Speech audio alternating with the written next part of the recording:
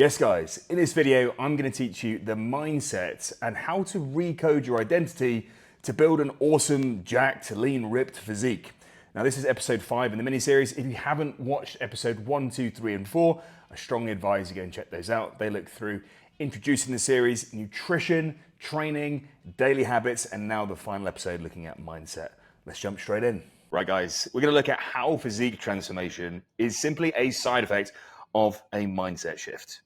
We're going to look at how self-agency and how to assume control can help you take command over the things that you want to make happen. In this case, total physique transformation, which up until this point perhaps has eluded you. Next, we'll look at how to forge discipline to make you unstoppable. Oftentimes, people rely so heavily on motivation, and what they really need to do is understand how to forge high levels of discipline.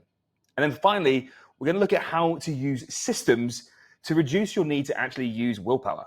All right, let's jump in. So, first and foremost, and often the most overlooked towards building a wicked physique, is you must transform your identity in order to transform your physique. Now look, systems and accountability are important to get the ball in motion, and this is often why people work one-to-one with coaches to bring in some great systems and to hold people accountable.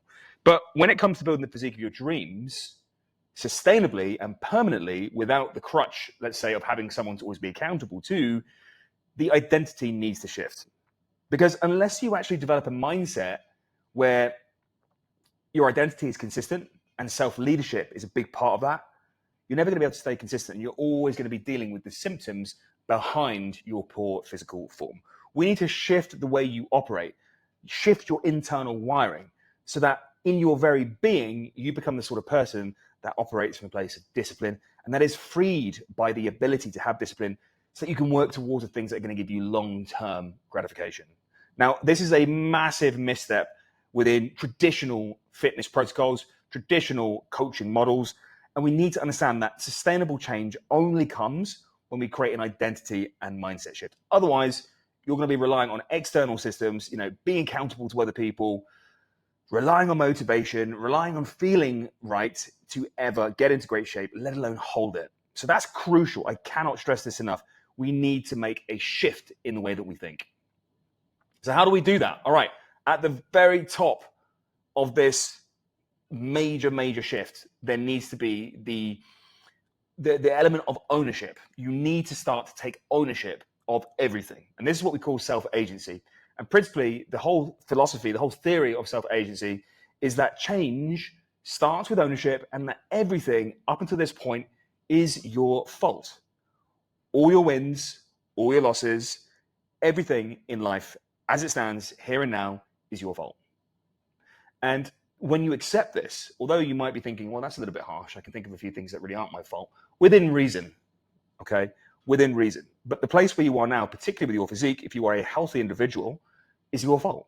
It's a result of the decisions that you've made up to this point and the actions that you've taken up to this point, with the way that you eat, with the way that you choose or choose not to exercise, with the decisions that you make daily, your habits, your lifestyle. It's all your fault. Now, the beauty of this is once you accept that everything up to this point is the product of your actions and decisions, you can reverse engineer your future goal and actually come to the conclusion very quickly that, okay, well, all I need to do to create the outcomes that I want is to shift my actions and the way I make decisions. And in doing so, you can pretty much predict your future. And then the challenge becomes, well, how do I consistently execute the necessary actions in order to get me to that goal? It really is that simple. It's simple, but it's not easy. But we're going to look at how to make that easy. So self-agency is simply the whole philosophy behind accepting things are your fault, and in doing so, accepting that you are in control of your future as well, which is a great thing. Okay, the next component is that when we adopt self-responsibility, self-ownership, we have to accept that henceforth we are no longer going to be outsourcing responsibility. Outsourcing responsibility is simply a case of relinquishing control and ascribing blame to others for our own shortfalls. What we need to be thinking is any outcome that we desire will be the result exclusively of our actions, our own actions henceforth. So this is what I was saying. It's very empowering, this whole concept of self-agency. Although initially it forces you to look into the truth mirror, which is an uncomfortable experience, it is incredibly empowering because now you have control of your future. So remember, You're in charge of your body. You are in charge of your choices. And as a result, you are in charge of your results. Okay, so overriding this and absolutely integral to this whole process is discipline. Okay, and a great definition, discipline is choosing what you really want over what you want now. I'll give you an example. Right now, I would quite like to just sit on the sofa, close my eyes for 20 minutes and have a chilled evening, get some dinner on the go, and just relax. But I need to train this evening. I've got a session that needs to get done, including cardio as well. I have no interest. I'm tired. It's been a long day. But if I don't get it done this evening, it's not going to get done this week. And it needs to get done this week because the outcomes that I want, i.e. to be in great shape, to have great clarity of thought, great mental headspace, so on and so forth, requires me to be consistent with my training. And so discipline is the act of saying, well, I don't really want to go and train right now, but I'm going to do it anyway because what I really want is to be in great shape and to have great mental clarity and good mental health and physical health. It is choosing what you really want over and above what you want now. So for yourselves watching this now, if you want a sick physique, there are going to be things that you don't want to do that you're going to have to get done. And that's going to be the majority of the time. And that brings me to my very first bullet point here. Motivation is a lie. There is so much reliance on motivation among the general population to get anything meaningful done. People assume that those who achieve to a high level in any endeavor are full of motivation. No, motivation ultimately describes something that you really want, but it is not the driving force behind doing the things necessary to get there. What's going to get you there is discipline. And the second you start relying on emotions, motivation, feeling excited, feeling up for training, for instance, is an emotion. Once you become reliant on motivation, you will fall short because motivation will show up, if you're lucky, 10% of the time. 10% of the time, the actions that you want or need to be doing are not going to be things that you want to be doing. And so the remaining 90%, just like me right now, having to go to the gym, it's going to call upon something else. It's going to call upon discipline. So how do we increase discipline? How do we remove that reliance on motivation? Well, first of all, we accept that we are motivated to create change, but we may not be motivated to do the thing necessary to do it. So we acknowledge that, and that's okay. We also need to acknowledge the fact that if we rely on motivation, we're not going to get there. So discipline is simply a contract that we write with ourselves that are going to ensure that we do the necessary actions in order to achieve the goal to which we are motivated to achieve. In this case, building a wicked physique. So what I mean by making a contract with yourself, you can actually write this out and do this literally. You can stipulate the rules of your contract, and that might be your scheduling. It might be your training regime. It might be your nutrition. It might be your quota for X, Y, and Z with steps, with hydration, all your quotas. And you make a contract with yourself with words to the effect of, I'm not going to negotiate on these things. These are the absolute non-negotiable terms of this contract. And in order for me to have the thing that I want, it's going to call upon and require me to do X, Y, and Z. Signed, Julian Fernandez. And I know it sounds silly, but do it. Makes a huge, huge difference. Just like writing goals directs behavior, physically writing out a non-negotiable contract on the actions that must be done in order for you to achieve the goal that you want to achieve is a powerful tool. And at that point, you're either going to be a man who keeps his word to himself, or you're going to be a man that doesn't follow through and doesn't keep his word to himself.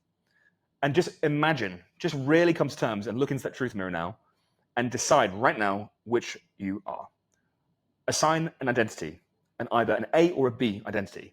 Either you are the man who follows through on his own word to himself, or you're not. You're just someone who talks crap. And if you can't trust your own word, just remember, how do you expect anybody else to trust your word? This is an important point to draw upon. A huge part of the confidence that we derive from building an awesome physique stems from the fact that we become the person who follows through on their word. And there's honor in that, and there's confidence in that. We begin to trust ourselves. And when we trust ourselves and we repeat that behavior on a daily basis, we gain the confidence to shoot for much, much larger, more meaningful goals in different domains. So make the contract and decide at that point, are you going to be person A who follows through on their words and matches, has a high congruency between their actions and their words? Or are you just going to be a crap talker? One of those people that just talks a big game and doesn't follow through? The final point here that I want to draw upon is you must eliminate feeling from the equation. And we've kind of just touched on this a little bit. But feeling is rarely going to be conducive towards getting the job done. If we rely on feeling, it won't get done. You need to put feeling to one side and acknowledge the fact that feeling is largely and mostly a very subjective sensation, experience, which serves to seek ease. And the reality is any meaningful outcome that we wish to pursue, in this case, physique transformation, is not going to occur through ease. If it doesn't challenge you, it will not change you. And so we have to eliminate feeling from the equation. As soon as feeling starts to try and negotiate with the contract you've written for yourself, you need to quieten that voice very quickly. You can't entertain that. You need to get moving. And the best way to eliminate feeling from the equation is to move, is to make a move on the thing. Just like this evening, after I've done this video, it will be my left foot in front of the right foot repeated over and over again, which will get me to that gym. And then once I pick up those dumbbells, once I'm a set, 2 sets, maybe 3 or 4 sets in, I'm good to go. So I need to force myself, not think, not allow that voice to come in, and just get there. And once you're there, all of it from there is downhill. So a final point I want to make here about discipline, and it's kind of a reversal. It's an inverse of the first statement there, the quote at the top. Remember, not doing the thing you know needs to be done is to elect to not have the thing you want. Because remember, it's the repeated actions over a period of time that you know need to be done will get you the thing that you want. And the inverse of that is not doing the thing that needs to be done. So if I don't go to the gym today, it's basically me electing to say, I don't want to have clarity of thought. I don't want to have a healthy mind. I don't want to have a healthy physique. I don't want to have an awesome physique. So in acknowledging that, it shifts your perspective. Okay, now, you have a limited amount of willpower. And what you want to do is you want to make it easy for yourself. You want to try to systemize wherever possible such that you're not having to always draw upon and withdraw willpower from that willpower bank. The best way to do this is to bring in as many systems as possible into your life, because systems remove the need for willpower and they reduce the degree to which you spend energy negotiating with yourself. And this is where we can do a few different things which really help us be accountable and committed, pre-committed to the necessary actions. Things like meal prep. Okay, it removes excuses, it eliminates decision fatigue, it prevents you from having to negotiate with what you're going to cook or whether you're going to order a takeaway, all of the above. So I prep all of my meals on a Monday morning for the entire week. 7 days of meals done. In the fridge, good to go. I'm now committed to those meals. I'm now committed to that diet plan. I now have to go through a lot more resistance in order to cheat on that plan, as it were. I'm going to have to actively waste food. I'm going to have to actively reject the food that's available there to me. I'm going to have to expend more time, more energy, and more money to either prepare and or purchase extra food on top. And so now it's starting to feel like a chore for me to break my meal plan versus it feeling like a chore to stay on my meal plan. The next thing is to lock in your priorities with scheduling. So, training, for instance, it is now 12 minutes to 6. Okay. I'm training at 6:30. It's in the diary and it needs to be done by 8 p.m. because I've got a call at 8. And so it's scheduled and it's prioritized. And there couldn't have been a call at 6:30 or 7 or 7:30 because it takes priority in my schedule. So schedule locks in your priorities and it keeps you accountable and it takes away that decision fatigue of when am I going to train? Am I going to train? Can I be bothered to train? Which is where it does get to eventually if you don't lock it in. And then you're going to have to draw upon willpower. The final thing that you can systemize is like all of the above kind of weekly and daily accountability metrics that we discussed in the previous episode. So, make tracking the key metrics inescapable. Commit yourself, again, in that contract, commit yourself to the systems. Have a quota of your hydration, have a quota of your steps, have a quota of your sleep, such that you're not negotiating with yourself. Decide upon it, sign the contract, decide upon it, and execute like your life depends on it. Discipline is only tricky. It only becomes a challenge when you give it space to negotiate with it, whatever the thing is. The second you start to try and negotiate is the second where you're now having to work that much harder to get the job done. And that's best case scenario. Best case scenario is you still get the job done and it's cost you more cognitive bandwidth.